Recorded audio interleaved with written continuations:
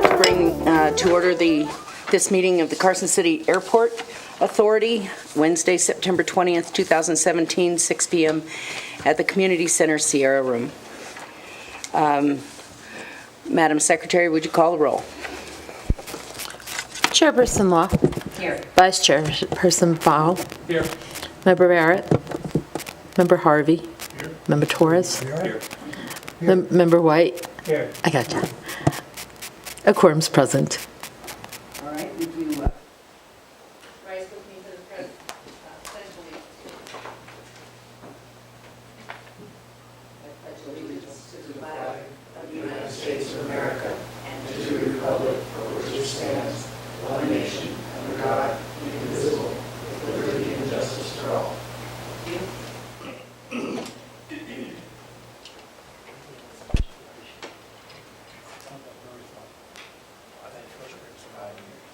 Approval of the minutes of the past meetings of the Airport Authority. We've been provided with the minutes of the August 16th meeting. Do I have any corrections or additions to the minutes? I would entertain a motion to adopt the minutes. Second. Vice Chair Bell moved, second by Member Barrett. Any discussion on the motion? All in favor of the motion? Aye. Opposed? None heard. Motion carries.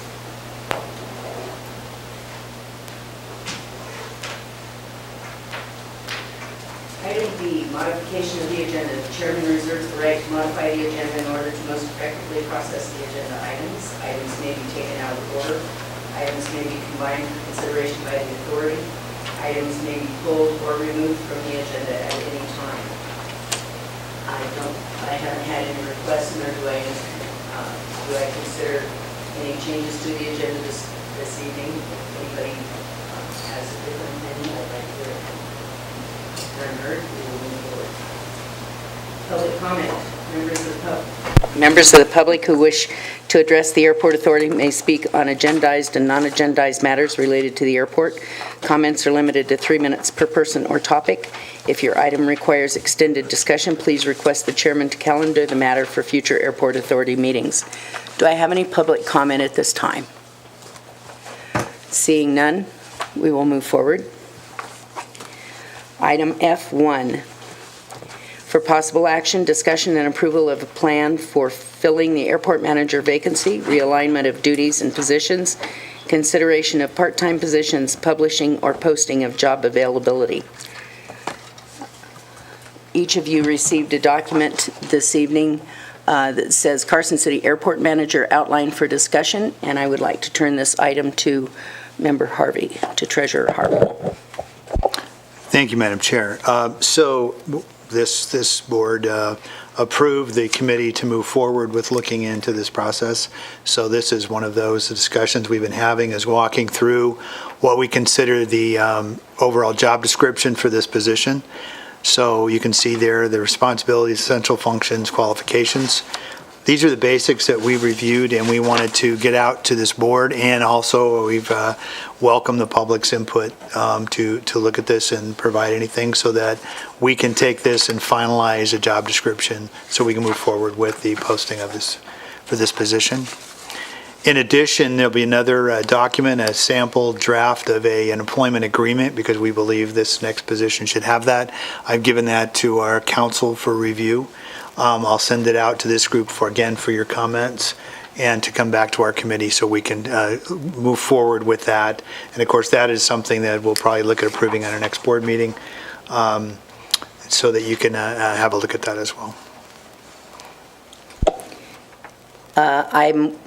It is my opinion that we will accept this for review and then docket it for our next agenda. Is there any discussion on handling it in that manner? Okay. I would table this item and allow the members to review these and other documents that may be forthcoming, and then agendize that for our October meeting. Any objections to that? Only a question, are we going to go ahead and Well, we're probably not going to go ahead then and advertise it because we don't know whether part, full, whatever. I would anticipate that we would advertise after the October meeting. Thank you. Any other discussion on this item? I would move that we table it till do I need, don't need to do that? Okay. Then we will move on to item F2.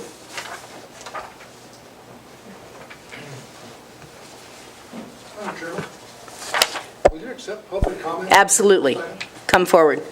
If you'd, Is this the appropriate time? yes, appropriate yes. table. Well, we can accept public comment Yes. on the document Yes, you that was can, handed out. you can And still then- accept public comment Correct. on this agenda item, yes. Okay. I mean, I would love to hear the board discuss this outline. Next month.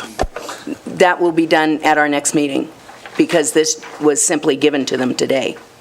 I don't think there's been sufficient time to look through it and make suggestions, and that will happen at our next meeting. All right, well, I've only looked at it, but I can make some suggestions. Okay. If you sign in and spell your name for the record. Oh, I know, okay. Speak your says, name, "Do not lean spell on it the for the podium." record. And give us your frequent flyer number. Yeah. Good evening. My name is Eric Laich, spelling is Laetsch. Having been thinking about this subject for many, many years, I am absolutely delighted and appreciative of the effort you've put into putting this outline together. It is a major step forward, and I applaud you in doing it. That said, I do have a couple of comments, if I may. I am very, very pleased to see that nowhere in the written description here do we see the function of telephone receptionist. We don't see the function of clerk. We don't see the function of going to the post office to pick up the mail or paying small bills. This is exactly what I hoped to see, and that is this is a discussion of the needs for a manager, not a clerk. There are a couple of functions I would like to see, and I expected to see, down here at the end, where experience should include at least 3 of the following areas. I think a very, very important skill set that is essential is experience in marketing. Because I think one of the functions that we've not had that I think that we want to add is the ability to go out and try to bring in new business into the airport, into the area. I think being able to work effectively with the economic development associations for the area, I think is an essential skill that we've not had before. And so I would hope that that would be added to this. What I would like to see left off may be counterintuitive. I would like to see left off experience in airport administration. I would like to see left off pilot rating. In my opinion, what we need in this position is an experienced manager. An experienced manager will have the ability to draw on the extensive pool of airport knowledge that we have in this community and will have on the board. Even if in the absence of that, an experienced manager could make a relationship, a consulting relationship with some of the other airport managers in the community. What we need, in my opinion, is the essential management skills at an executive level. It has nothing to do with flying an airplane. It has very little to do with past experience managing airports. And I'm afraid that if we put in the restriction of airport administration experience, we severely limit the pool that I think is available to us. Because in my mind, I think what we're going to go for is a part-time manager. And I believe that there is a pool of people out there that are perhaps recently retired, that are very skilled executives, and they could come in here and do a superb job for us. Let's not lose that pool. But again, thank you very much for doing this. What I'm not sure what you're going to be doing next, because looking at the agenda item, it appeared that among the topics were going to be discussion of the magnitude of the job, full-time, part-time, and a discussion of how the job could, the overall management of the airport could be broken up. I mean, for example, in the past, we've had a suggestion that we might be able to take advantage of FBOs to cover the phones. I mean, so again, I'm very, very pleased to not see the low-level skills included in this description. But is it your intent to, before you go into the full job description, is it your intent to discuss how the overall administration of the airport is to be handled? I think that those topics will be covered at the next month's meeting. And I'm going to suggest that if that's the case, you'll need more than one meeting before you can go on. That may be perhaps true. So, thank you very much. Thank you. Any other public comments on this item? Okay. Moving on to item F2, for possible action, approval of a request by George Byard on behalf of the Byard Family Trust for an extension of their aircraft storage-only lease to set a new 50-year term upon raising the rent to current appraised value, along with the opportunity cost payment and other conditions required of previous lease extensions. Mr. Takis? Yes, Steve Takis, Airport Council. This item is similar to action that the Airport Authority and the city took last December and January. We had 5 leases. There's a law that permits the Airport Authority to renew or extend leases if they are aircraft storage only. And this lease, the Byard lease, was actually included in the appraisal that we did last time. But by the time we worked through all the details and got the additional conditions from the Board of Supervisors and brought them back and incorporated those, Mr. Byard was not on the train, so to speak. So that appraisal that we had had previously became stale because the statute requires that the appraisal be not more than 6 months old. So this authority approved at an earlier meeting for Mr. Byard to pay us, and us in turn pay the appraiser to update the appraisal so we have a current appraisal. When we appraised it last year, last July, it came in at 12 cents a square foot. And this is for the bare dirt because these are leases where what we did lease is bare dirt, and the tenant actually used their own investor funds to put in the infrastructure to build the buildings. That's exactly how it happened with Byard as well. It was 12 cents last July. When it was reappraised, it came out at 13 cents because the property values are going up.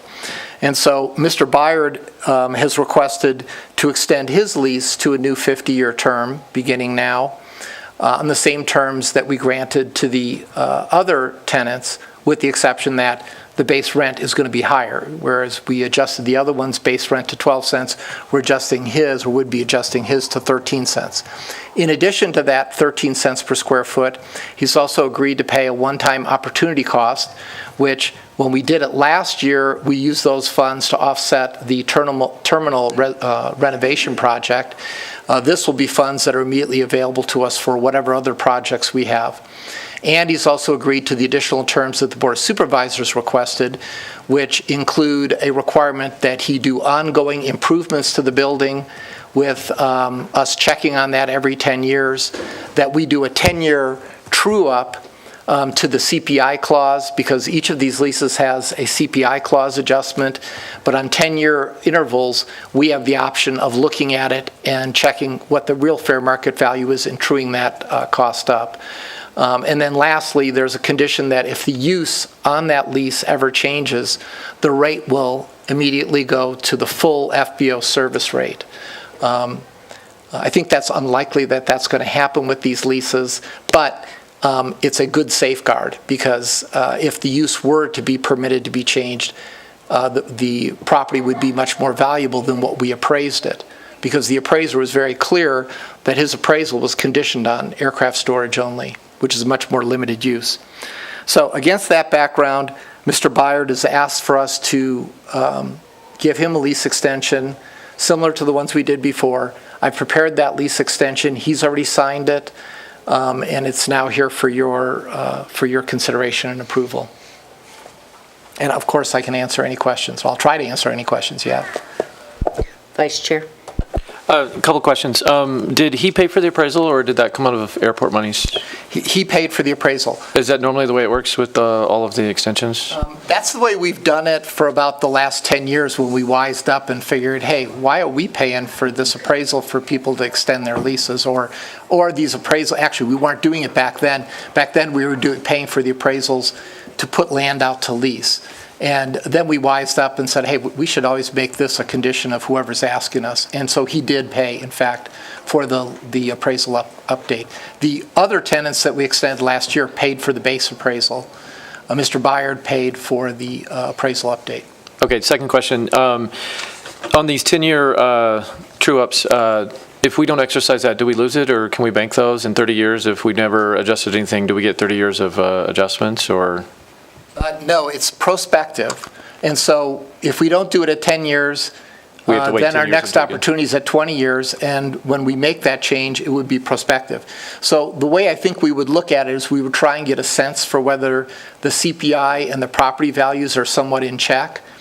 If the CPI is actually running higher than the property values, I think it highly unlikely that the airport authority would want to go do an appraisal to lower the rent. Okay. But if we think the reverse is happening, I think that would be the situation where the airport authority would say, hey, maybe, and in that scenario, the airport authority would pay for the appraisal. We'll pay for the appraisal because we know that this rent is underwater or below the fair market value. So this opportunity cost that he's put forward, does that include payment of the appraisal, or was that a separate charge that he already, that was separate? That's separate, yeah. Okay, and then the last question is, I read the lease extension itself, but I didn't see anywhere where it showed the gross footage, so what is the gross monthly amount at 13 cents?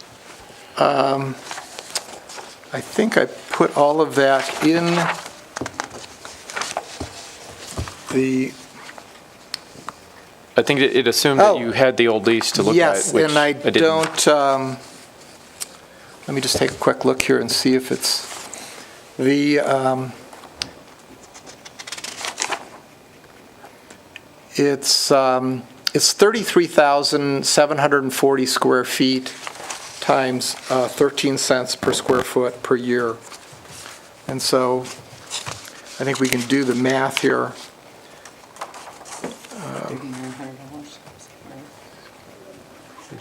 Times 13. That's the annual? Calculated already? Or the monthly?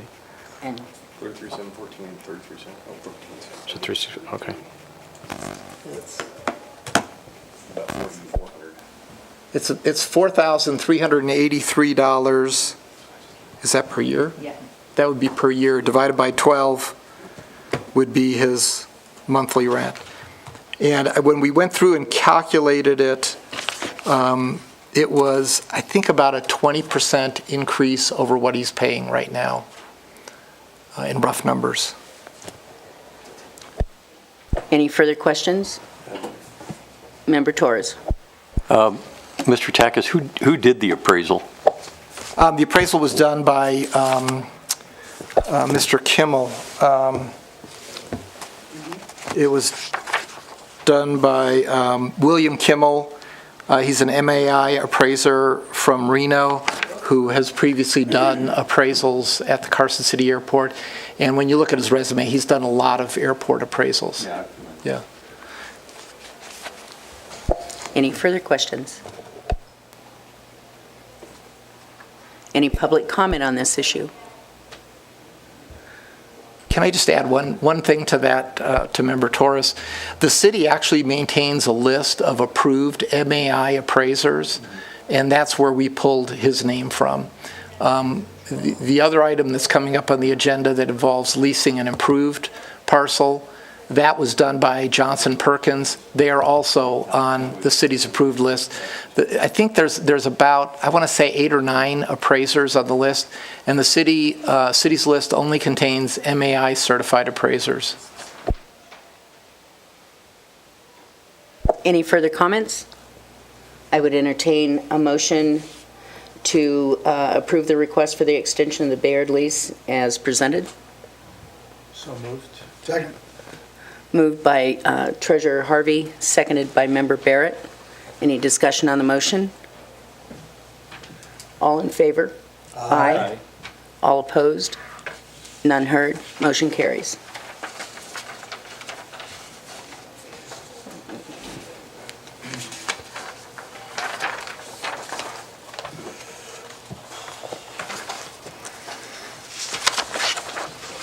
Can I just ask a follow-up question, Mr. Vowell? Do you think that amendment would be improved if we set forth in the amendment the actual rental rates? I mean, that would be an easy thing for me The only to reason add. I asked is because when I looked at the document, it wasn't in there, so Yeah. I was confused what I was looking at. I think that, as I'm thinking through it, I think that would be an improvement to the document, and so... Does that document reference the original one? Does the original one then become part of this lease because it's Yes. got language in it? Yes. Okay. Yes. It's an amendment to the underlying lease, so it doesn't change the underlying lease except for the higher rent and the different term and the additional conditions that we've applied. Okay, moving on to item F3 for possible action, adoption of resolution and notice of invitation to bid Carson City Airport lease on the lease parcel located at the corner of taxiways B and C, assessors parcel number 5-091-18/19, Lot E on document 457163, recorded August 28, 2015, approximately 95,744 square feet. Determination of appropriate minimum lease rate and terms of lease and permitted uses, set deadlines for bids, and the date for the bid opening and consideration. Mr. Takis. Thank you. Steve Takis, Airport Council. First of all, I want to mention that Dennis Giangreco called me this afternoon and was unable to fly up here because of the high winds. And I did look at the weather forecast earlier, and the winds were extremely high over the mountains. They were blowing pretty strong here on the field. And so, but he very much wants the authority to go forward with this item. I told him that was our intention, that I would present it, and your decision would be whatever your decision is. What this item is for is it's for the Airport Authority to offer out to lease a parcel of land for the construction of hangars. The airport has done this many times over the years. The process by which we do it is dictated by the statutes, by NRS Chapter 244. It's the same process that the city or any county would use if they were going to lease land.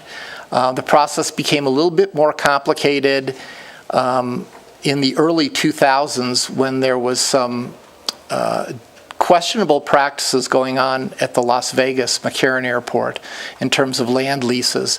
And it happened during the legislative session, and the legislators put a bunch of additional requirements. Candidly, I think they're fair requirements, and so I think it's a better process. But fundamentally, it's this. You can only lease property when you have an appraisal. And the process for leasing the property is you make an announcement, you adopt a resolution saying we're going to lease it, this is the minimum rate, here are the terms and conditions, you publish it in the paper, and you set a deadline for sealed bids. You set a time for opening those bids, and at the time for opening and considering those bids, it's really more considering than opening, and considering those bids, anybody who's bid is also entitled to orally bid. And the logic is that if you get two people bidding on the property and one bids more than the other, you want to give the one who bid less the opportunity to again bid more and vice versa until you can basically auction to the highest price. And there were times in this airport's history where we had very competitive bidding. We had people up here who just kept going and going, and of course, we're the beneficiaries of that because it produces a market rate, in fact, the highest market rate, which is a reasonable rate.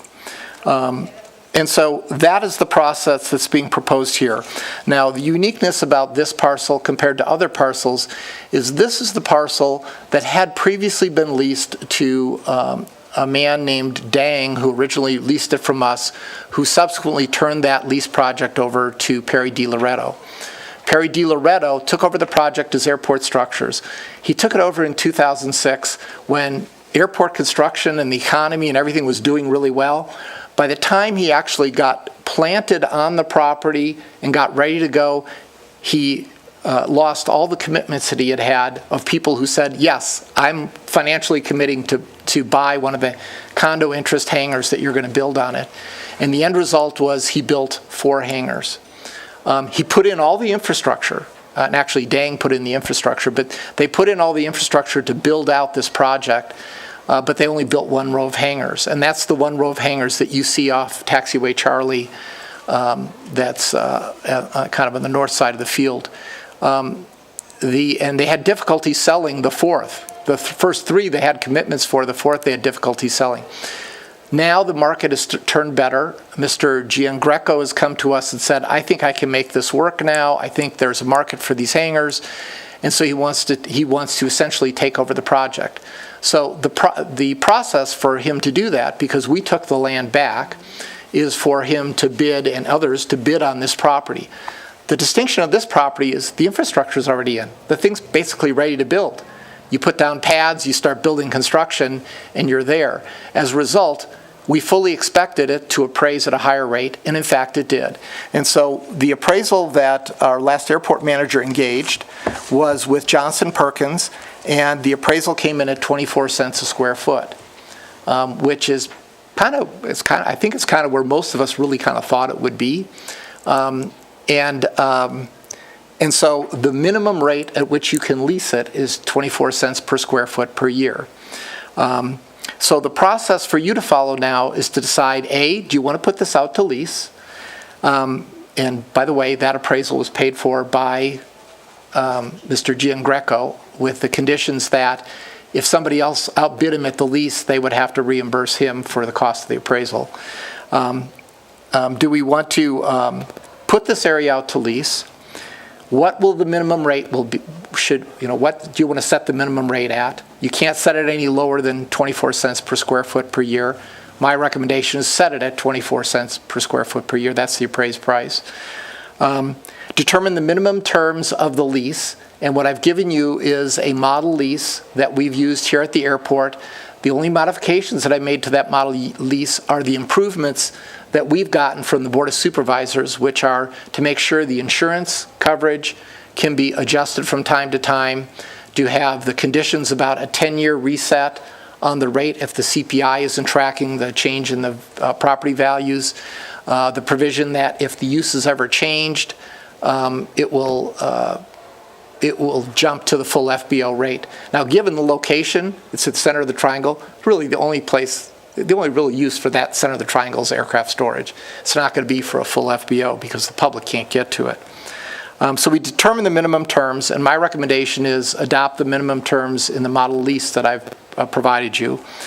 And then assuming you adopt this resolution, we're required to publish the resolution and notice of invitation to bid in the newspaper at least once a week for 3 weeks. Then we receive bids by the deadline that you've set in the resolution. We consider those bids at a public meeting so that there can be bidding and so that you guys can actually award the lease. And then once we've awarded the lease, like any other lease that we do, it goes in front of the Board of Supervisors for their confirmation. And so that's the process that I'm recommending you use. I plugged in dates, the shortest dates possible upon Mr. Giangreco's request. However, I'm looking at the dates, and it's pretty tight for you to approve the resolution tonight for us to get it published the 3 times in the paper and be able to do this at the next meeting. So if you want to give yourself a little bit more cushion or room to do it, then my recommendation is we adjust the dates so that you be doing the award of the lease at the November instead of the October meeting. I know if Mr. Giangreco was here, he would be trying to urge you to stay on the October schedule, and he's not, so I feel a little bit guilty saying this without him here, so I'm telling you, I know that's what he'd be saying. And then I'm available to answer any questions. One of the things that I put in the resolution is that people offering, bidding on it may propose that it be bid in phases, but no more than 3 phases, and no more than 1 year's construction time for each phase. Our standard terms require that construction of a project be completed within 2 years. Part of the reason for that is you've got to get all your plans approved. There's a governmental process you have to go through first before you can start construction, even in a case like this where you've got the infrastructure in. And so the way I've set it up is if you go to that route and you break it into 3 phases, those second 2 phases each have to be done within a year. And so that's the way I've set it up, and that would be my recommendation, that you approve it and go forward. The one thing that I may have forgotten, as I'm sitting here thinking about it, I probably should have included in there, and my recommendation would be to include one other condition, that if the bidder, that the successful bidder is the person responsible paying for the appraisal. Because Mr. Giangreco already paid for it, so if he's a successful bidder, that's no big deal. But if somebody comes in and outbids him, it's not fair for him to have paid for the appraisal and somebody else to get the benefits of that. Mr. Takis, the one other question I would have, and I have to admit I haven't read through every one of these documents. We did have a discussion when Mr. Giangreco was here that if he built out the first phase and something happened to the economy and he couldn't build out the second phase, that he would pay for a reparceling of that property. Is that still in, is that in here? It's not, and I need to add that. When I was talking to the city assessor on another airport issue, she seemed to think that if you break it into phases, the time you have to do that is when you break it into phases. But I'll add a condition in here that if there's phasing, they'll have to meet whatever parceling, remapping and parceling requirements the city requires. Thank you. Any other questions of Mr. Takis? Member Barrett. Yes, Mr. Takis, can you enlighten me? Is there a reason to keep it at 24, or could we go a quarter, or, what? No, I mean, these people are going to pick up whoever gets it, Mr. Gian, I can't pronounce his name. Giangreco, yeah. Giangreco or whomever is going to get something that's got all the, infrastructure already in. And so they're getting, something that they wouldn't have gotten otherwise. Yeah. Any reason? The infrastructure's already been calculated into that 24 cents. I mean, we can see by the other appraisal that we got on bare dirt, if it was not improved, the appraised value would be 13 cents. So he's already paying the premium for the improvements, the infrastructure. To answer your first question, no, you could go a higher number. You just can't go lower. In the past, we've put things out to bid. For example, we put out the parcel in the very front of the airport. That appraised at 36 cents a square foot, and nobody was interested. Cactus Air Force actually paid us up front for that appraisal, and then even they looked at it and said, no, can't make it work at 36 cents. And that's with the appraised value. So I think my kind of prudent reaction would be you should probably stick to the 24 cents. If there's more people interested, if there are people who are interested in paying 25, they'll be here to bid on it, or 26 or 27 or 30 or whatever it is. But I would think I would stick with 24 because our experience in the past is that when we've outpriced it, we get nobody, and then we get no development. And I think, and I've always believed this, that getting this kind of development is a good economic thing for our airport. It isn't just the rental rate that we'll end up getting. We'll also get the personal property taxes on the aircraft. We'll also get the real property taxes on the construction of hangars. And we also get better utilization of our airport. We've got a fine facility, and this is a great way to get utilization of it. And so I guess my gut reaction would be, my recommendation anyway, is to stick to the 24 cents. Any further discussion or questions of Mr. Takis? Any public comment on this item? Seeing none, I would entertain a motion to adopt the resolution offering the land for lease under the terms set forth in the briefing with a minimum rental rate of 24 cents a square foot per year and the model lease terms. And what do you want to do about the dates? Do you want to go October or November? Is it, if we adopt this tonight, is it possible to get those publications done? Yeah, it's tight, but yes, I think they could be done to meet the October timeframe. The reason I ask that is if I were in Mr. Jan Greco's shoes and wanted to get started, I'd want to get started in October rather than November. Yeah. So I would leave it at the, to be brought back to the October meeting if that is acceptable to the members. What happens if we don't get it on time? We could table it. Then, if I couldn't get it in on time, I'd be coming back to you next month to ask you to do it again. Do you want to condition it that if I can't get it done, can't get it published on time, that it would go to November? I mean, I'll use best efforts to make October, and I think we can make October, because I can get this cranked up tomorrow. And tomorrow's the 21st. The deadline for this, for the sealed bids, would be October 16th. And so that's, Monday before the meeting. that's about 5 days beyond 3 weeks. And so I have to do it once a week for 3 weeks. I just have to get it in the paper really quick. But, I'm confident it can be done. Vice Chair? Excuse me, Treasurer. Thanks for the promotion, but I decline.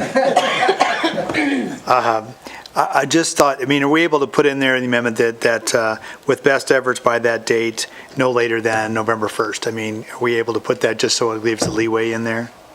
Yes. Okay, Yes. just curious if we could allow them, if they're a week late, let it out, not hold the whole process up, if that makes sense. Well, I think the way I would do it is I would use this resolution. I have to make the fixes that we talked about here, but I would use this resolution, and when I got a hold of the newspaper, if the newspaper says it's not possible to meet that schedule, then I would just go with the November dates. That's the best I think we can do. Okay. And so if you give me that flexibility to do that, I'll do that. But like I said, I got 5 extra days over my once a week for 3 weeks, and we're pretty darn efficient in my office. I think we can get this done. Vice Chair. That was actually my question on the newspaper. Can't you just tell them to run it 3 times and not have to keep following up on that? We will. We'll tell them, but the statute requires that it be once a week for at least 3 successive weeks. So what we'll do is I'll get this fixed up tomorrow, and we'll contact the newspaper tomorrow and find out the first day we can get it in. And if we can do it the next 2 weeks after that day, we're there. That's why I say I think we should be able to do it. And we're doing it in the Nevada appeal. The downstroke is if it's in there longer, you might have a better reach of somebody else interested. But I don't know, maybe not. If people are interested, they'll see it in the paper, maybe they'll bid on it. We'll also post it on our webpage. Any place else, if we know anybody who's interested, we should probably send it to them too. It's in our interest to have people bidding and give us what they truly believe the market rate is. I have to bite my tongue when I say this, but perhaps Carson now? Yeah. The sad thing is the legal requirements for publication don't include electronic publication. They are still stuck on newspapers of general, what do they call it? General circulation, yeah. And so, but yeah, we should do it electronically. That's a good way to get the word out. Okay, any other discussion? Well, I don't, just get it out. If you want it to be a friendly amendment, it can be. Okay, I would restate, I would be willing to accept a motion that we adopt the resolution offering the land for lease under the terms set forth in the briefing with a minimum rental rate of 24 cents a square foot per year on the model lease terms, providing that it can be published 3 times before our October meeting, and if not, it will be scheduled for our November meeting, and it will also be published in other electronic formats. Perfect. Do I have a motion? So moved. Since you said all that, I'm not going to. Second. Any discussion on the motion? Any further public comment? Not seeing any. All in favor, say aye. Aye. Opposed, no. Motion is carried. Moving on to item F5. F4, I'm sorry.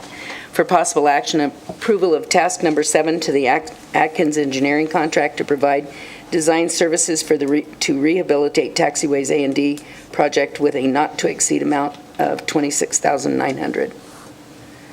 Mr. Fitzgerald. Brian Fitzgerald, airport engineer. I have in front of you task 7. It's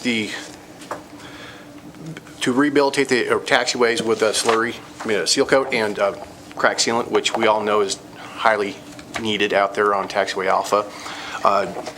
This task will incorporate the design and the bidding for the project. Construction management would occur on a separate task once we get towards the construction season, so this is just for the first 2 items for design and bidding. These are all reimbursable through the construction grant as well, so this is just to get the plans designed and out for bid in a timely manner. It is very similar to what we did for taxiways Bravo and Charlie a few years ago, different form of construction though, so the fees involved are fairly simple and straightforward, and I'd be happy to entertain any questions if you have any. Member White. Hey, Brian, if you look on page 2 of your memo, it says there, task number 7, engineering, design, and bidding services for the North Apron reconstruction. I think you've plugged in the wrong title. Yes, sir, I have. I've caught that this morning when when I was reviewing for the meeting. I have it changed and updated here in front of me, and I do appreciate you catching that. If you go down there to the bottom of page 2, it says fees associated with application for permits, building permits, Corps of Engineer permits are not included. Do we have an idea how much that's going to cost? And is that something we apply to the FAA, or does the authority have full responsibility for those? The permits associated with that are few and far between. It's mostly construction permits that would be applicable to. And that's just been a standard clause that we have had for many years now. Okay. And if there were, we would be negotiating who would be responsible for those particular fees, but I don't see those like core engineer fees for this project. So down to page 5, you have that same wrong title rather than... Yep. Okay. Is it? On paragraph 2 there, it says the aerial mapping for the master plan update will be used for this project. Have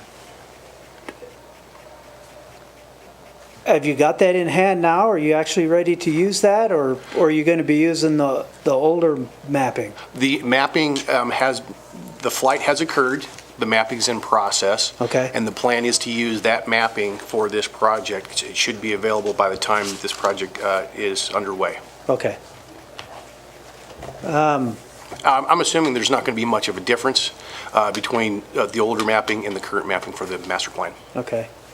And also on page 5, down in paragraph 9, the review will be performed by a separate Atkins Aviation Group located in another office. Is there an extra cost to that, or is that all under the umbrella of the numbers you've given us? It's all under the umbrella. Okay. It's designed so that there are separate eyes who are unfamiliar with the airport and project to be able to make sure that I have done my duty. Okay. I noticed that you put a 15% contingency on this project. Most other contracts or things like this that I've seen, they go with a 10%. So I'm wondering, why are we at 15% on this one? Habit mainly. Farther out the project, the larger the contingency. This Okay. contingency can be reduced to 10%. I don't see it being much different than what has been estimated at this point.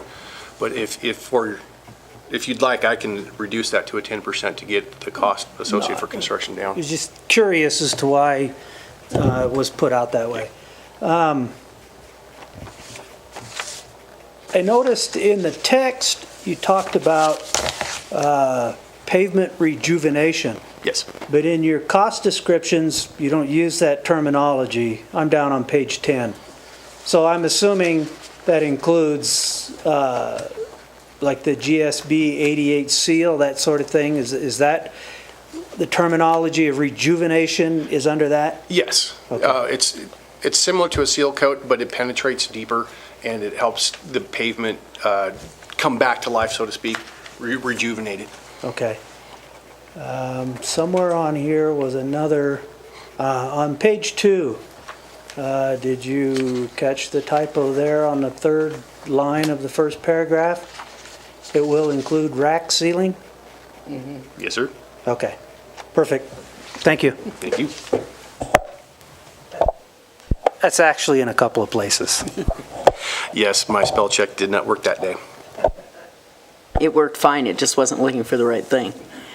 Any other comments or questions, Mr. Fitzgerald? Any public comment on this item?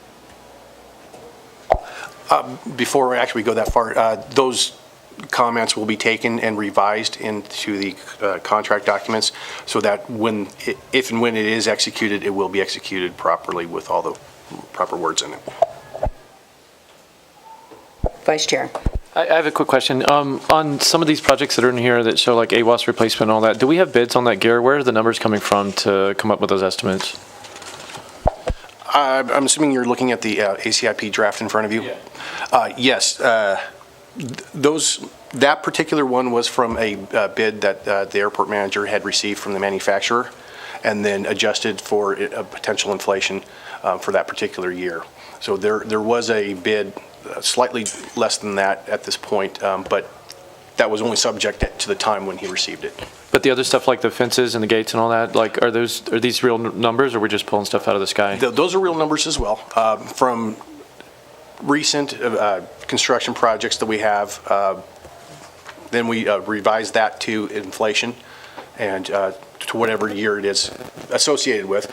And then we have the contingencies and so forth. And so that's how those numbers came to be. And then as we get closer and closer to those projects, the contingencies do change, the costs do change. We revisit that every year to make sure that it's reasonable. And so that's what you're seeing is progression of all those projects. Any other questions? Still no public comment? I will bring it back to the committee. I would entertain a motion that we approve Task 7 conditioned on the receipt of FAA funding. Do I have a motion? So moved. Second. Member Val, seconded by Member Barrett. Any discussion on the motion?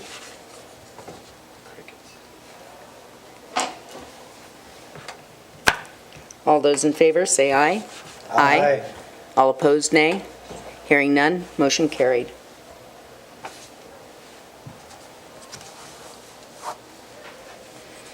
Moving on to item F5 for possible action, approval of the purchase of a blower for cleaning the runway and taxiways with a not-to-exceed amount of $10,000, approval of an expenditure of $4,000 from the gate account to replace gate number 2. Mr. Zatello. Thank you. The first item, the blower, I did bring a copy of a picture and a little more description of it that you could pass around. Let me send that your way. The idea, this is actually was brought to me by Gary Province because in the past, cleaning of the runway has been left to when we could get the city to come out with a sweeper truck, which is maybe twice a year if we're lucky. And the idea of keeping the runway clean is partly a safety issue for aircraft as well as just maintaining the runway. The reason for a blower over a sweeper is the fact that any sweeper you use, and especially the ones used by the city with the wire brushes, abrades the surface of the runway and causes wear that a blower won't do. And on top of that, if we were to try and purchase a sweeper, it would be much more expensive than this piece of equipment here, because then you're buying a whole truck with the sweeper and the whole bit. So this is a very economical way of keeping the runway clean and doing it on a regular basis. It could be done weekly. When Gary makes his FOD checks every week, which he does, all he's got to do is tow this behind him at the same time, and he's killing two birds with one stone, basically. So it's quite an economical operation and good for the runway. So, do you want the second item too, or do you Well, want to? one of the things I would like to mention, when I was talking to Mr. Province, in addition to the abrasion that's experienced on the tarmac, the other problem he was running into is that the brushes on the city equipment do shed straws of metal pieces Yes. from them, and he has evidently had to pick up many of those on occasion on almost a one-by-one basis. So in my view, this is a much better way. Plus, you end up those places where we do have cracks and that sort of thing, it's a much more efficient way of cleaning those out so that they can get repaired and that sort of thing. So in my view, I think this is probably a much better piece of equipment than a sweeper is. Any other questions on that item, Vice Chair? What do other airports do? What's the normal standard in the industry? Because I've never seen one of these used at an airport. Actually, in talking with the company here, they have several airports using these things. It is pretty common practice now, and I think it may be. I don't know how widespread that is. I really can't answer that, but it is being done that way pretty often now. Member White. What budget category are you planning on taking this money from? Well, from the category that doesn't have enough money in it. It's the airport equipment maintenance and/or airfield maintenance. One or both of those categories. So what was the cost of this? $8,000 for the blower? Yes. By the time you get it here, it'll be Well, $9,000. that price has the shipping cost included on it. That's $8,913. That's delivered to us. So this current profit and loss statement says airport equipment maintenance. That shows you have $12,181 in it, doesn't it? I'm just looking at the budget that I have here. And then airfield maintenance shows you have $12,000 in it. So I think you've got the money as long as nothing else goes sideways. You're getting pretty late in the year for, it shows that you haven't spent any money on airfield maintenance all year, so. Those are OpEx, not capital. Those are both operational expense accounts, not capital Put it in for purchases. Turn on your microphone. Both of those accounts are operational expense accounts. They're not capital expenditure accounts for acquisition of Okay. assets. Do we have an asset account for gear? I didn't see one on here. No. This is typically, I think when we did the tractor purchase and the truck purchase, they were not anything that was budgeted at the time either. Well, I have a follow-up question. Do you mind? Oh, go ahead. If the city has already been doing the sweeper stuff, why doesn't the city buy a blower? It's the city's property. Well, we're lucky to get them to even come out here once or twice a year with their own equipment that they already Yeah, have. but it's not luck. It's their property. They own it. We should be on their ass to come deal with it. Yeah, I understand that. Part of the issue, remember, is that we want to get away from that piece of equipment that they're using. Member White? Our agreement with the city when this authority was created was that at the city's convenience, without disruption to them, their equipment is available to us. It is our responsibility, not theirs, and they will help us when they can. But if you're having trouble getting them scheduled, which I can't imagine why they wouldn't have an hour of time once a month, but anyway, that's the situation with getting a city sweeper. I would also point out that we own the dirt under the runway. We don't own the runway. Any other comments? Move on to your second item, please. Well, I think the question still remains, what budget item are we going to take this money out of? When this was being discussed with the CPA this afternoon, those were the two accounts that she mentioned, that this could be allocated to one of those two accounts or partially to both accounts.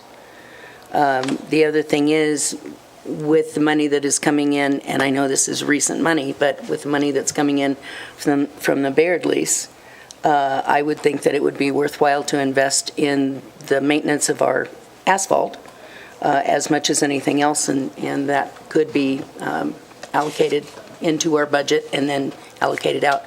Yes, sir. Actually, before you take public comment, let me just mention that what you just said is correct. We'll be receiving a single payment of $14,306.95. That's not in our budget right now as revenue, so that's new revenue. So if you end up spending that for capital expenditures, you haven't harmed our budget situation. That was the discussion that I had with the CPA this afternoon, partially. Mr. Leish.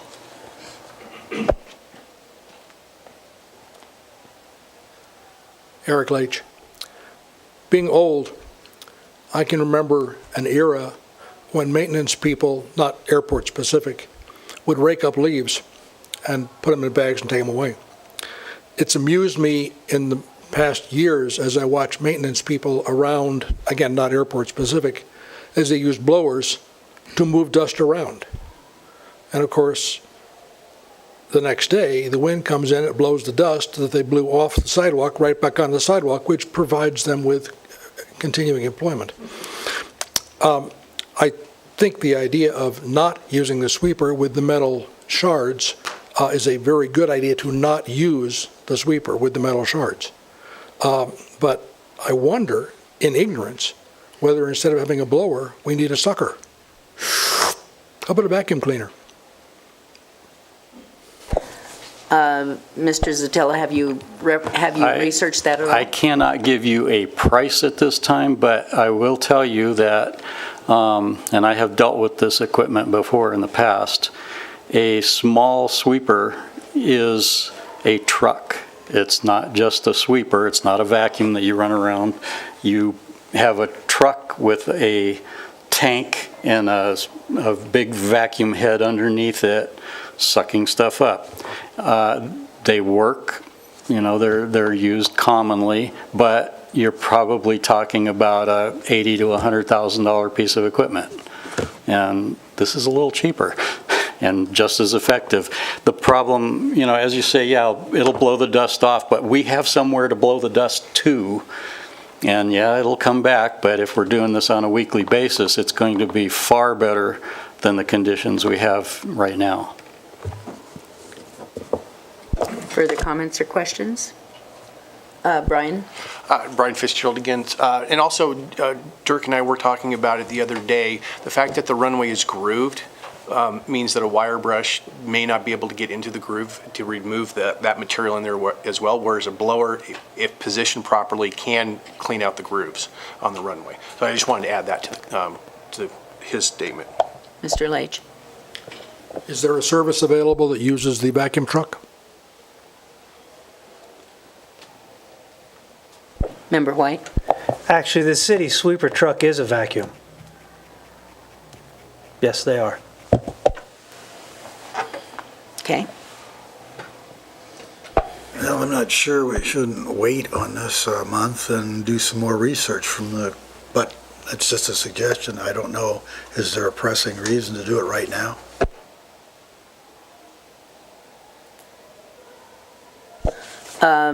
I personally think we could probably do a little bit more research on this and see what is out there as far as vacuum units are concerned. Excuse me. Also, Dirk, did you do research on other companies that have this similar type, my voice is going away, equipment? No. No, this is all I've got, and they have several different models, and this seemed to be the most appropriate Okay, for our use. all right. Do you know if there are others with this? I do not know. Yes, sir, could you please come forward? State your name and spell it for the record. Thank you. Wes Abendroth, Abendroth. Might be self-serving, but I do have a sweeper, and it has fiber brushes. I paid about $3,000 for it. It's a ride-on. It's about 5 foot wide for my driveway, because my driveway is about a quarter of a mile all the way around the place. You can take off with that. Well, I never used it because it's too steep, and I was kind of scared it would run away with me. You know, I'd go down it and not be able to stop it, but I've never really used it. I was going to, but it's cheap enough. It might work. You could take a look at it, save you some money, because I was going to sell it, you know. It's not that big, but it has brushes, and it brushes the debris into a catch, and then it empties that wherever you want to empty it. Might not be big enough, but it's no use to me. It's too steep. Not going to chance it. I could see myself bailing off that thing, you know. So, manager could take a look. Paid $3,000 for it about 5 years ago, and it just sat under my carport. So, there you go. Might Okay. help. Thank you for that. Okay, thank you.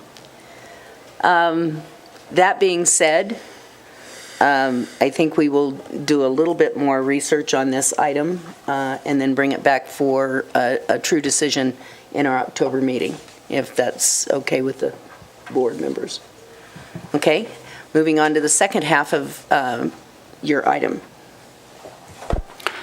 Okay, the second item is a request to replace gate number 2. All of the other 3 gates have been replaced with cantilever gates, and for some reason, gate number 2 has been left out of the program. I don't know if everybody's familiar with that gate, but it rides on a track which consists of a piece of angle iron laying on the ground with rollers that have a V-groove in them to ride on that, and it's pretty undependable. All it takes is a rock or two or a little bit of snow, and it's out of commission. And it's been like that for years and years. So we have around $22,000 in our gate fund that's just been sitting there apparently, and it seems like it would be an appropriate use of some of that money to replace that gate. It does not require at this time replacing the drive unit, the motor for it, just the gate itself. The motor that's there can hook right up to a new gate. I was promised a bid from Artistic Fence, but I haven't received it yet, and they estimated between $3,500 and $4,000 for it. So what I would like you to do, if you decide to approve that item, is put a cap on it of not to exceed $4,000. If I can't get a bid under that and do it for less than that, then I'll bring it back to you and for further discussion. Any questions of Mr. Zatilla on this item? Madam Chairman? Yes. The engineer and I are just looking together. You know, our ACIP proposes a replacement of the gates in 2020, and that's a program where the FAA is going to pay 94% of the cost of the gates. But our estimate for the cost of the gates with the readers is considerably more than $4,000. Was that just to replace the mechanical part of the gate? It is just the gate only. Oh, just the gate. No reader, no drive unit, just the gate. Yeah, that makes sense. I guess the the point is, it's for you guys to decide, but in 2020, we're planning on, is that what it is? 2020, we're planning on replacing all of the gates. What's wrong with FA them? grant. That's when they're scheduled to be replaced because of the wear that we've had on them. I mean, it's not that there's anything, I think, perceived to be wrong with the gates at this point, but one of the problems with the gates is the control mechanisms. I mean, we have a very archaic card reading system that involves having to program each gate with each card. And I think that we would like to have something a little bit more current date for that. But Mr. Fitzgerald can describe in more detail what the actual plan was. Brian Fitzgerald again. Yeah, I do agree with you. Gate number 2 is the oldest of the gates, relying upon a ground system. It is going to be one of the gates to be replaced. We've already replaced the North Apron gate and the operator for that on the North Apron project. So it'll be gates 1, 2, and 4 would be replaced. Gate 4 has been hit several times in the past as well. It has an older operator. Same with Gate 1. So all that was going to be combined in one project, and then also have a central gate controlling system. So the hope is that somebody in the manager's office can have a readout every gate opening and closing and to who has been going in and out, potentially with video capabilities as well. So all that's been looped into this future project of ours, and we're hoping to get it done in 2020 if all the cards get played out right. And it sounds like the airport manager just wants to replace the gate because it's an old archaic gate, which I agree with. Well, I know that as a hangar user down on that end in the wintertime, we've come down and not been able to get in at that gate when it got snowed shut, ice shut. So that is the problem, I guess, that we're dealing with here. And the trade-off here is, do you want somebody to be able to access that number 2 gate, or in the event that it's not working, is access through gate number 1 sufficient for the period of time that's involved? Any other comments? That was basically my question too, is considering the proximity of Gate 2 to Gate 1, why do we even have Gate 2? If it were to go out, why couldn't we just shut it down until that project happens? I mean, they're so close together, in the rocks and stuff, the way that it's landscaped, it's difficult to get through there with anything anyway. I've had an engine delivered through there and they couldn't get the truck through there. They had to go through Gate 1 anyway. If it gets to the point where it doesn't work or it's time to replace it, why wouldn't we just shut it down until that ACIP project happens? Well, from an engineering standpoint, that's perfectly acceptable, and I would agree with doing that as well. It's just about airport preference on whether the tenants would prefer to go through that gate versus Gate 1, or if the airport themselves does not want to maintain that gate until we go through the process of replacing the others as well. I know that one of the ways that gate number 2 is used routinely is, for instance, when we have the open house and that sort of thing, where you don't want people going in and out of gate number 1 right by the terminal building. You want them to be able to go out and park fairly far from the terminal building to get access for the area so that they can come into the open house. So there is that, but... We could still manually open it. Yes, you could manually open it. True. Any other comments? Plus, that's in better weather, as I recall. Pardon? When the event you're talking about is in better weather. That is correct. Just to kick in one thought, are there ongoing maintenance costs associated with gate number 2 right now that should be considered? I mean, do you have to call Artistic out because of the age of this fence? Because, I mean, if we're spending a lot of money on that, then I think the board would want to know what the trade-off is. No, as far as I can tell, there are very little maintenance costs on the gates. Gary does most of the maintenance himself, especially just routine maintenance. And I think, frankly, the idea of replacing that gate now is a matter of opinion. It's the opinion of the board, what you feel, is appropriate. Do we do it now or do we wait to get it done later? Yeah, we can do without it, I think. The people in the hangars all on the east side there, the southeast area, those are the people who predominantly use that gate, and they do use it. And, it's a bit of an inconvenience to go through Gate 1 and around Sterling Air and around to the back there. So, yeah, it's a minor difference. And again, it's a matter of opinion of the board there. I have a follow-up question for you along with that too. Based on the fact that we've got $22,000, give or take, in that account, what is it there for? Why are we charging people all this money and it just sits? I kind of wonder about that. Member White? What line are you looking at that shows 22,000 in the account? I think it's on the front page. On the balance sheet. Mr. Harvey, you have the copy of all of the accounts. Here. Isn't that it? Oh, yeah, yeah. It's okay. 21,007. Okay.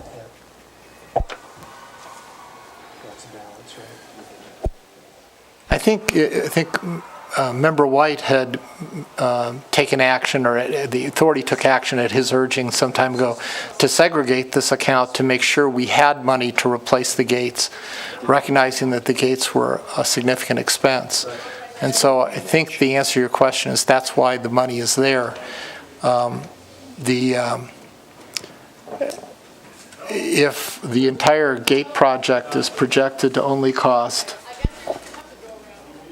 Well, and that was going to be my question to Brian. You're showing that the Replace Automatic Gates project in 2019 with the local share of $7,500. I know that's still a little bit out. Do you feel like that might be fairly accurate there? Yeah, I was going through these numbers last week or so. Okay. And I do believe the numbers are fairly accurate, and then projecting out to the 2020 timeframe, I'm showing the potential total cost for that would be $139, including design, bidding, construction, any administration, and then the airport share would be approximately $8,700 to fund that their match. Okay. And I believe wasn't the fund set up to help fund the match? Yes. For all that? Yes, and so it sounds like Exactly. you have the money to be able to fund the match for the project in the future. Chair, sounds like we may have found your blower money, so we'll just hold on to that. No, we're not going to sweep that money again.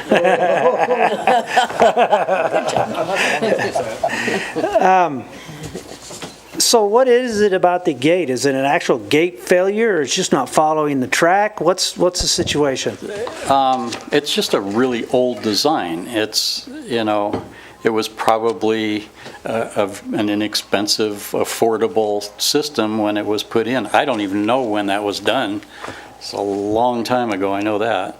So you're talking about it's an old design. Are you talking Yeah. about having a completely new type of situation The same there? type as the other three gates. The cantilever gate rides above ground. Mm-hmm. It doesn't ride on anything on the ground, so it doesn't get caught up in snow and debris and stuff. That's the major point of it. Okay. Yeah. So Brian, on this project that's coming in 19, what kind of gates do you foresee in that? Where I'm going with this, if we need to make a move now to take care of a gate that's consistently malfunctioning, we need to get a gate that's going to match what you guys are going to bring in on this 2019 project. So is there a way to actually kind of bring everything to a point right now and be sure that we're going in the same direction you're going to go 2 years from now? Yeah, that's totally possible. The North Apron Gate 3 that was just replaced, chain link gate galvanized pipe for the frame on cantilever system, which is a fairly standard gate. And I'm assuming that's about the style that Dirk had gotten, was potentially getting a quote from, is also our thought process for all the other gates to be replaced. Instead of having something as wild as like decorative iron or even some of the high-strength aluminums and so forth, just a good, standard gate. Yeah, it's a good solid gate. Well, what I don't want to do is have an oddball out there with oddball controls and things that can't come under the update project that we're going to do. I agree. So for me, if we're having a situation where our tenants can't use this convenient gate, I get all the idea of just close it and go around, but to me, that's just in my mind, that's a major malfunction. Even if it doesn't create anything more than a minor inconvenience. If you two guys can get together and see that the gate that's going to be installed now is going to match up, not create an extra parts inventory, not create a different kind of controller, if it's going to blend into your 2019 project perfectly, then I would say we can go ahead and fix a gate that's not working now. That's what we put the money together for, is to take care of these gates. And it looks like we have plenty on hand to take care of the gate today, as well as take care of the 2019 project. I agree with you, and yes, I can get with the manager and review the materials that they're quoting to be made for the gate.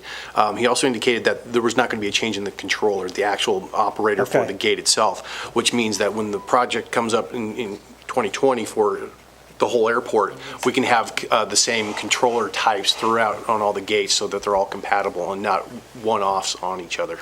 Can we retroactive this gate replacement into the 19 project, or are we going to pay for this one? This would be out of the airport's pocket. Okay. The FAA won't accept that kind of length between projects and also reimbursement, so to speak.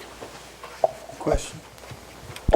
Is there anything that would stop us from moving the replacement of the automatic gates up into to this year, along with the AWAS and the taxiway rehabilitation?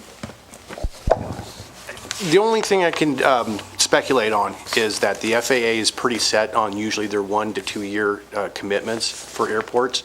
The AWAS equipment, they're entertaining. There's not 100% guarantee that they're going to do that. And if we threw in the gates for next year, they would definitely ask what our priority was at that point. Do we want to work on a gate, or do we want to work on taxiway runways type projects? So it's possible. It's not beyond that realm, but I don't believe that it would be accepted for next year. Thank you. Question. Member Barrett? Yeah, I'm just curious as to why you're talking 2020 and Maurice is talking 2019 for starters.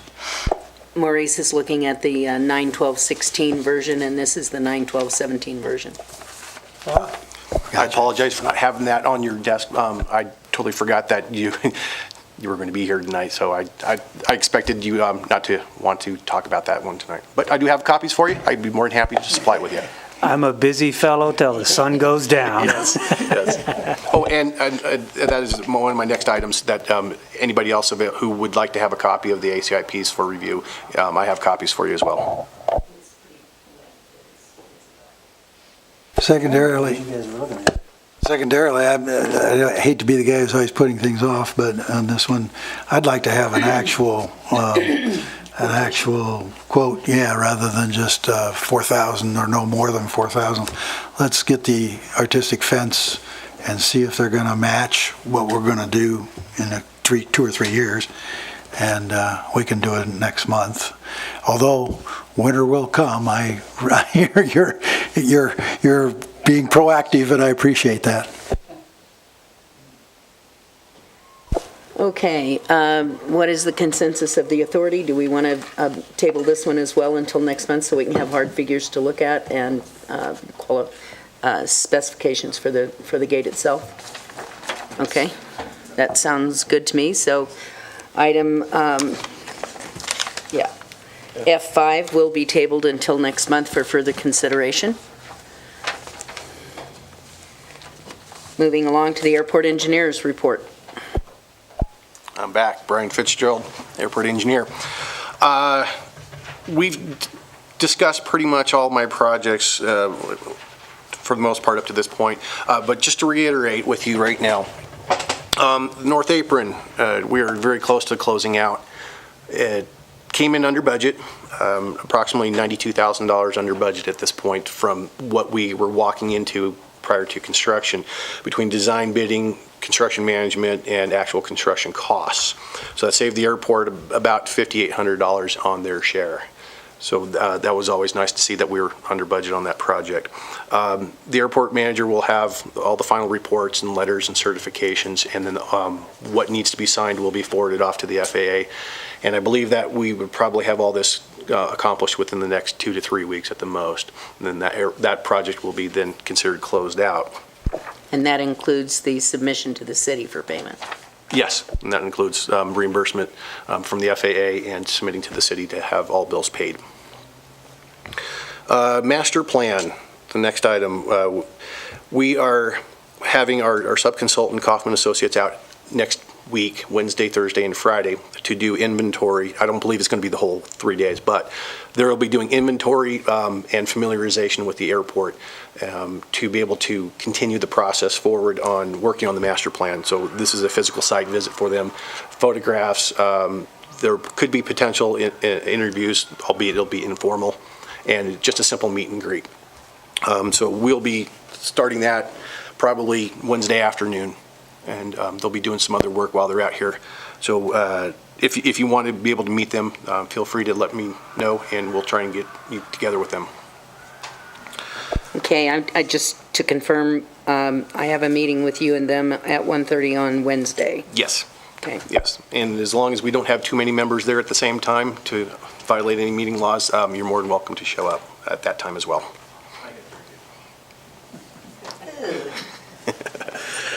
And like I indicated before, the aerial mapping has been shot and is in process right now to be turned into usable documents for not only the master plan, but for the airport projects moving forward, as all that will be updated through that. And as it's available, I believe we also had some photographs that were taken of the airport. And when those come out, then I'll be able to supply the airport with those photographs. Also, like you mentioned before, I have a draft ACIP, the 5-year plan, in front of some of the members, and I can distribute the rest just for review. Essentially, it's the projects that we've known about for the last several years, just minor shifts on the yearly projects. And then the last year is what is considered the wish list. And if any of those items are more pressing, we try to get them moved up into a year or two ahead of that. So this will be an agenda item for next month. Yeah, you got a long time for that one.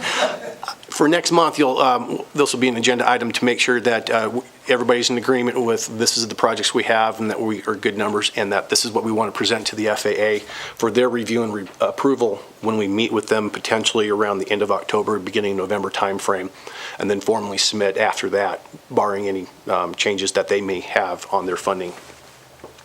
So if you have any questions on the ACIPs, either now or later on, feel free to contact me and I can answer those questions. I know you just had put in front of you, so I don't expect that many questions at the moment, but feel free if you have any on that. Otherwise, that's it for my engineer's report. Questions? Any questions, Mr. Fitzgerald? Okay, moving on to the airport manager's report. Dirk? Okay, I'll try and get through this quickly here. I'm just going to read through this. The AWAS equipment was relocated to the management office in the terminal building Friday, August 19th, and the equipment stopped reporting just after 5 p.m. that day and was brought back online on Monday, the 22nd. On Tuesday, the AWAS failed again after 5 p.m. This is why it failed. This little fan here, and it could have burned out the CPU in there. And if you're not aware right now, you should be aware that the equipment is obsolete. We cannot get it repaired or replaced. And so, I mean, we were able to get a fan for it and fix that, but if that had burned out a major component, we'd have been in real serious trouble. So just to impress on you that it is an urgent matter to keep after replacing the AWAS equipment. Let's see. And I did an updated emergency contacts list to the Reno FSDO and the Carson City Sheriff's Dispatch Office. We have a new cell phone for the airport manager, which will get passed on when we get a new manager. And I'm using Straight Talk for the service, which is $35 a month for unlimited everything service, so it's a pretty cheap deal for taking care of that. And the number is there on your sheet, 775-434-5360. Next, you have in your packet there, I created a new hangar location diagram. Double and triple checked it. I hope it's accurate as much as possible, showing every hangar number on the airport. And it helps in a way because I laid out where you have duplicate numbers, which we do have some duplicate numbers. They are associated with certain areas like, Carson Executive or Carson Air Group, so that you can tell which hangar goes where. So hope that helps out. We had a fraudulent activity case with Home Depot, and that's been resolved and credited back to our account, so that's all cleared up. You might mention that had Casey's name on it? Yeah, I don't remember that, but yeah, okay. So, but it was where was it? Somewhere in Northern California at a home. It was in L.A. Oh. It was in L.A. It was Northridge or someplace like that, but the person that used it said that they were Casey Pullman and charged something to the accountant. He hasn't been around for 6.5 years, so it was. I thank you for taking care of that while I was gone. Another loose string. Yeah. Okay. Moving on, the airport. I had to go and re-register the airport truck. I found that it hadn't been registered since January 2014. There was a water bill account that I've had closed out that was for irrigation system, and there's been no usage on that for several years. We've been paying a monthly bill costing us about $500 a year for not using any water, and so I shut that off. If we ever need that meter working again, we can just call and have it turned on, but in the meantime, that's going to save us a lot of money. I redid the driving rules handbook and cleaned that up a little bit. There's a new map on the back, which is the major change in it, because the old one didn't even show taxiway Delta existing. Dirk, Yes. I think Member White has a question. Sure. So I looked at this briefly, and when I get these kind of documents, this says as of October 21/15. Yes. Did you put anything in here that says, like inside this front page, that it was updated as of now? It was, no, because that was the last update was 2015. And I just discovered that about 10 o'clock this morning. But you said you did update this? Yes. Okay, so. This has the changes that were made in 2015 incorporated. You didn't make any changes? I did not make Since October 21/15? That's correct. This is the specific Yeah. document created in October 15? Yes. Okay. And there was just one change made in 2015, which was, Well, I'm not worried about that. I Okay. was interested in what changes you may have made today, which would prompt us to need to put a new date on this. There weren't any of those printed. The other one said, what year was it? the last one was from 2009. That was Yeah. when I updated it back then. So you updated from 2009 to 2015? Yeah, and So is there updates from 15 to 17 No. included in this document? there are no updates since then. Okay, thank you. Except the addition of D on the back. Just the map. The map. yeah. Yeah. I don't recall that ever being approved by the authority. And frankly, if it's going to be some kind of rule or something that's going to be implemented on the airport, it should really go before the authority at some point. On October 21st at the meeting, the change that is incorporated in here was voted on by the airport authority and approved. Of 2015? Yes. Okay. There was no copy of this in the office with this date on it, and I just happened to find this on our website this morning and got the change out of the website, and then I went back and pulled the minutes from that meeting to verify the change in there. So it is a legitimate change, and it's for the penalties for driving on the runway and et cetera. It just made a change to that. So do we need to update the version that's on the webpage? No, that's the updated version. Oh, that is the That's the updated- only place that Okay, that there was okay. a correct version of it. I might add that when I went over there after our previous manager left and started looking for this document because Dirk came in the office and said, oh, by the way, I had updated the driving directions that you're supposed to give out to people when they get a new gate card. I couldn't find any copies of that in the office, and evidently it hadn't been given. I talked to a number of people who had gotten new gate cards, and that had not been the policy to give that out. So at least now we have something that goes along with what we're supposed to be doing. When I applied for my card in 15, there was a form that Tim actually made me fill out, and it said that I acknowledged receipt of it, but I couldn't find it until I looked on the website. I found it about 3 months after I got my card, but there were none to be found that were printed in the office.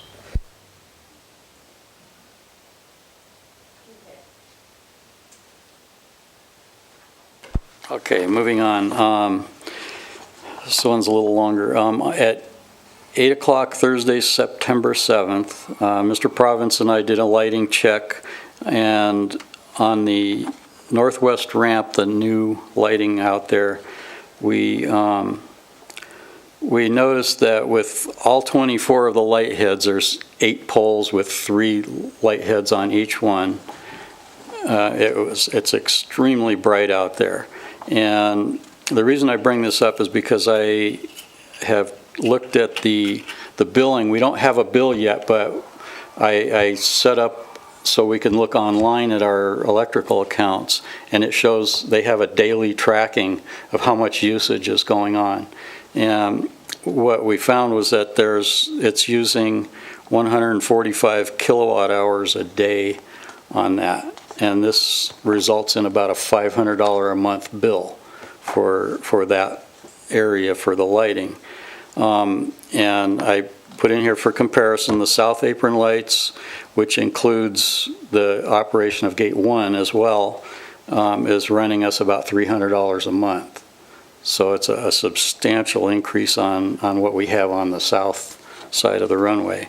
What we did was we went and turned off, because each light head is switchable at the pole. So we turned off 2 of the 3 to see what does it look like with only 1 light head out of 3 operating. And there was adequate lighting for what's needed at night for security, for movement, being able to see if there's people walking around or anything like that. So what I'm recommending is that we do that on an ongoing basis, and we can switch 1 of the 3 lights on and then rotate that, like twice a year or quarterly or something, so that we're extending the lifespan of those fixtures. We'll cut our bill down to a third, which will be about $160 to $180 a month, and get a lot more usage out of the lights. And Yes, if I could ask a yes, question. please. These light standards were engineered, so I guess I have a question to our engineer. If we start turning different groups of lights off, are we going to still be within some building code, some standard that says X amount of lumens are required? I mean, I don't want to get in a situation where you guys have engineered and installed a piece of equipment and we decide we don't want to use it that way and be in violation of some kind of safety standard or whatever. I can't recall specifically to be able to answer that fully, but I do believe there is a standard, and that usually involves the light amount at a terminal building on Part 139 Airport. It's recommended that you have similar amount of light on your aprons at GAs, but I don't believe there is a specific that we have to meet. We were just trying to get light to the apron, and with the geometry of the apron, in some spots it was going to be a lot brighter than it would be if you're in the middle. So, Would it be appropriate if you took a look at what Casey is recommending and make sure we're not... We already did this. Dirk. Dirk, I'm sorry. Yes, I will definitely look into the requirements, and if we were going to be violating anything at that point, but in my opinion, I don't think that's going to be the case at this airport. one of the things I would suggest is that you get a lumen measurement at the terminal area and that south ramp area, and compare it to what it is on the north ramp, so that we don't necessarily have a significant differential between the two areas. Vice Chair. The night that Steve and Brian and I were out there with the vendor doing the acceptance testing, we identified this issue, and off the cuff, I did a calculation on the spot based on the numbers that the contractor gave us. This number for the electric bill matches almost exactly what we calculated that night. We came to the same conclusion. The LED lights were brighter than the sodium vapor that were near the terminal, and they were, with all three of them on each of the trees, it was already brighter. We decided that night that we were going to turn them off, and we did that. Somebody went around and turned them all back on again.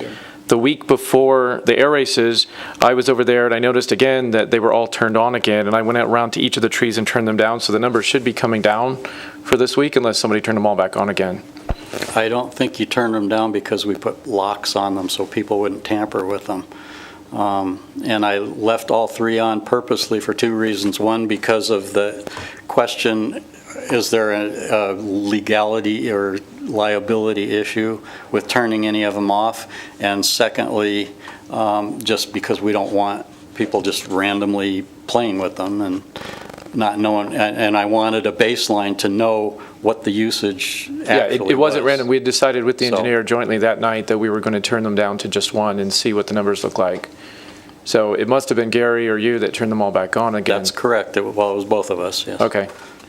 But these numbers match exactly, and we knew that those numbers were going to be higher, and there was no reason for it. So we talked about varying the load on those and doing like one set of, like the first on the tree for 1 year, and then the next year switching them so that the LEDs wear evenly. That's very much what I would like to see happen, as long as there's no, like I said, no liability or legality issues involved in it. I'm 100% even with just the one that was on, it was still brighter than the terminal building. The sodium vapors just weren't even close to what these LEDs were right now. Well, just for everybody's knowledge, the sodium vapor lights put out a specific color range of light, and if you actually go out and look at stuff, everything is in black and white unless it happens to be that yellowish orange color, which is about the only color, because that's what reflects back to your eyes. So everything's in black and white with those lights, and it's a very poor quality light. It was just done many years ago because it was the cheapest thing going then.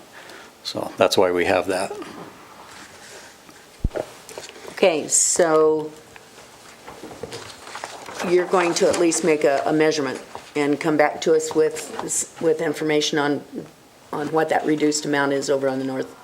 Well, just to let us know if there's any problem with This is not turning an action item, and so I don't want to get us in trouble with the open meeting law, but I think there's been plenty of suggestions here, and I think the airport manager can work with the engineer and complete that task. Yeah. That's fine. Thank you. Anything further? On Saturday, September 9th, young man David Sarade, I think this was an already approved project, came out with volunteers to do the barbecue project and did the concrete pouring and finishing.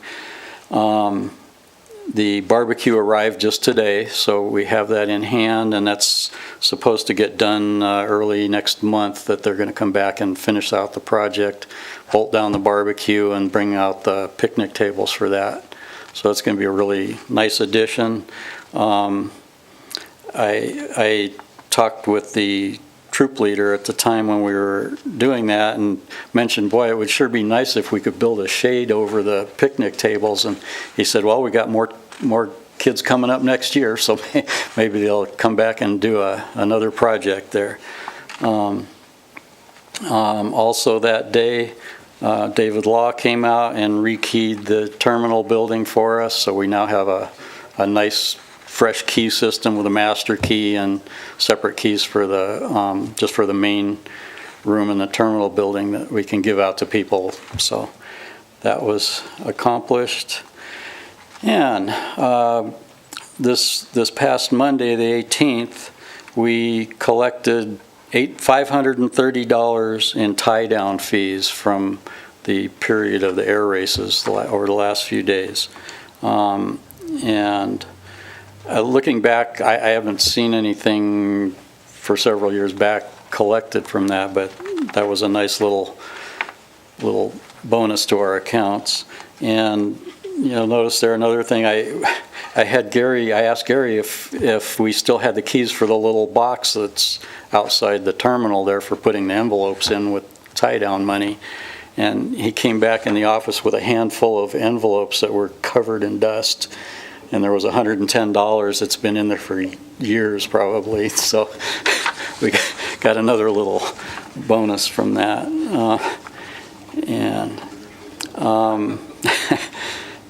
And my last issue, I don't know if you can respond to this or not, but I would like some input on how you would like me to handle issues with runway incursions and people driving on taxiways where they're prohibited. As you know, the minute that I confront somebody with that, it's going to get really interesting. So I would like some feedback on how you would like me to proceed when I have people doing this. There's been, just in the time I've been sitting in the office, there's people driving on taxiways, especially taxiway Delta, several times a day, every day. And we've had several people crossing the runway, and I know that's gone on forever. And I'm just concerned as how you would like me to approach these situations. Let me suggest that the chairman and I get together with you, because we're not noticed to take action as the authority on this. Excellent. But people should not be crossing the runway. It's very clear that it's a violation of law. And we'll tell you, you have strong authority to stop them and take action, including ejecting them from the airport. So we can have that discussion offline. Okay, that concludes my report. Thank you. Okay, and the legal counsel's report, Mr. Takis? Yeah, three fairly quick things. One, today is the deadline for people to get us their hangar use certification forms. As of when I drafted this briefing memo, we only had about 30% of the forms, but as we've gotten closer to the deadline, it's reached a crescendo, and today we got a ton of them. And so our next step is to input all the data into a database so that we can manage the data, figure out where we can determine compliance just based on the information, determine which ones we need to ask additional questions about because the information provided is incomplete, or it isn't enough for us to make the determination that it's an aeronautical use. And then after we go through that step, then we'll determine which, if any, hangars need inspections. I expect that we're going to have to do some inspections, if for no other reason than the FAA has basically told us to do some, and they've identified some hangars, but that's where we are on that. The second item is with the north ramp construction, the tie-down arrangement there has been reconfigured. And as of September 1st, a portion of the tie-downs that had been leased by Shade Tree reverted back to the airport, because September 1st, the Shade Tree lease shrunk and also went to a higher rental rate because they are a full-service FBO who we gave the option to get a 5-year extension, which is the longest we can give under the law, to full-service FBOs at a market rate. And so in terms of the tie-downs, I will be working more closely with Dirk on identifying which ones are ours, which I think Dirk's got a pretty good handle on it, and to the extent that we've eliminated some and instead put in circles or other facilities that are being used by Mountain West, we need to sit down and calculate how does that relate to the numbers we're charging them in the rent to make sure that the rent is accurate. But he and I can work on that together. And the last item is what I was hoping by the time I got to you today, we would have a letter from the FAA. I got a message from Robert Lee, the FAA land use auditor, that it was his conclusion that we had fully complied with all of the compliances in the land use audit that was done last December, and that his recommendation would be that a letter come out to us, tell us that that's been completed and they're closing that matter. I got that message about a month ago. I thought by now surely I would have the letter. I don't have the letter yet, but based on the communication, I think it's safe to say that one is one that we can put in the books. That's all I have. Thank you. I did have one other quick thing. I just, on behalf of myself and on behalf of everyone else, I wanted to thank Member White and Member Torres for serving on this board for the last 4 years, or the portion of the 4-year term. Both of you, in my humble opinion, have been enormous help to the airport and to the community.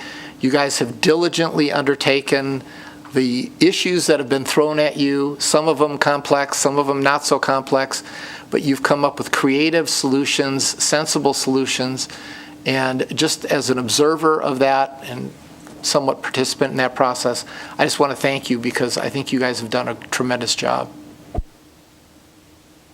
I could second that. That was on my notes to take care of as well. The other thing is, when I asked Member Torres to come on, I guess it just didn't strike my brain squarely that he would only be here to fill out Mr. Peterson's term. And I have to say that I am saddened to see him not be able to run for another term, and I'm almost in a position where I would like to see us try to change Title 19 so that if someone comes on to complete a term, that they then can serve a term. But that's for a different discussion. The other thing is, I know that I asked Mr. Torres if he would discuss with some of his manufacturing contacts if he had people that might be willing to serve. And so I would ask him at this point if he heard back from any of those folks at this point. I do. I have 3 names for you. Thank you very much. I appreciate that. We'll get together on that. 2 other things that I have under reports from authority members. Just gonna jump right over. No. I'll back up. Sorry about that. Treasurer's report, please. Always leave out somebody. Thank you, Madam Chair. First, I want to thank the chair because you had the work you've been doing to step in for the manager when they were gone was quite a yeoman's job. They're every day doing stuff. I've got all the bills that showed that you personally signed all the checks for last month and caught us up and made sure our bills were paid. And I want to thank you for all that work and all the phone calls. I want to thank you for keeping up to date.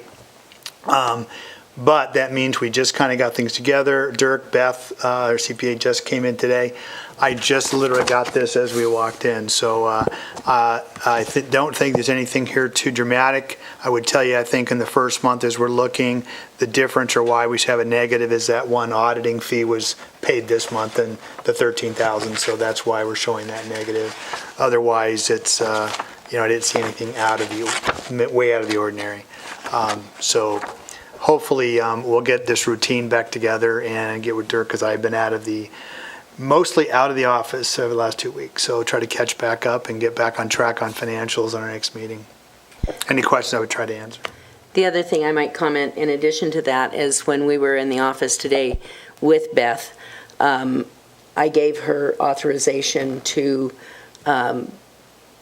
purchase, what's it called? No, it's when she can access our computer remotely. So that, yeah, so that she doesn't have to come down to the office to do things to help us straighten out old issues that were left hanging, that she can go in and actually take a look at things simultaneously with Dirk so that she can give him not only some instruction, but yeah, so we eliminate the travel, we eliminate her time at his desk and so on and so forth.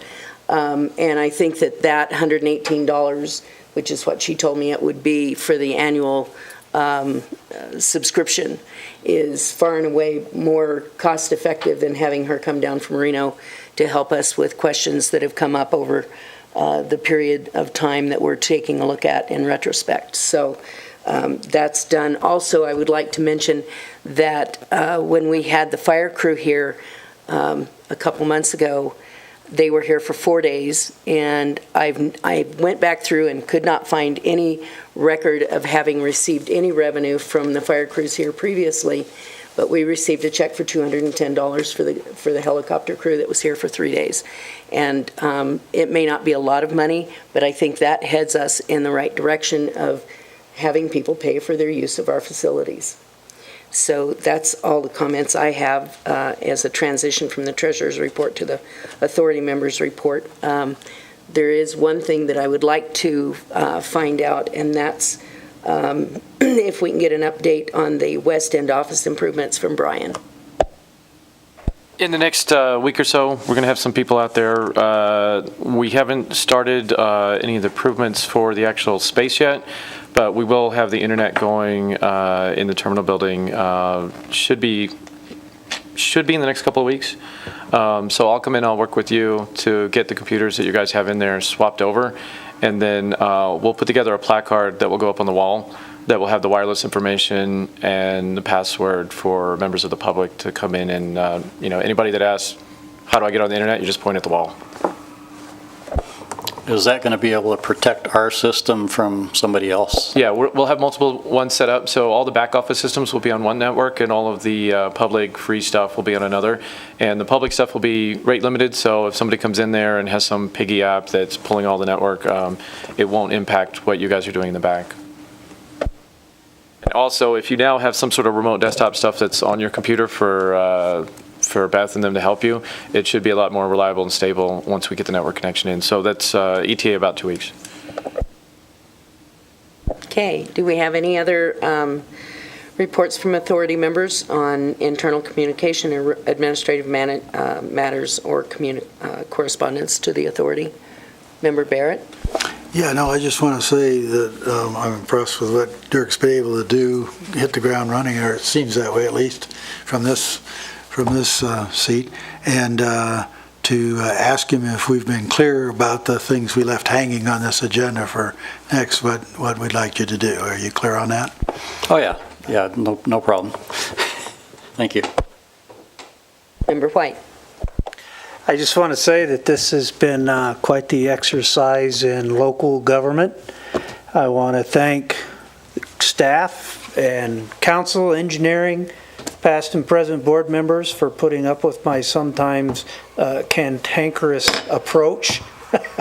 It's not meant to be offensive to anybody, but I get a little excited about some things.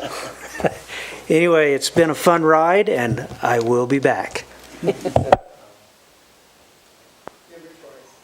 Yeah, and I also would like to thank the authority. In the short time I've been here, it's been a great experience. So I've learned a lot about the airport and the management, and certainly appreciate it. Thank you. Thank you both. Indeed. Any other comments before we go to public comment? Seeing none, do you have anything else for us, Mr. Leish? Thank you both for your service. All right. Any agenda items for the next regular meeting can be reported to our council. And I think you have a list beginning already, so we'll move forward with that. And seeing no other business to come before us, we are adjourned.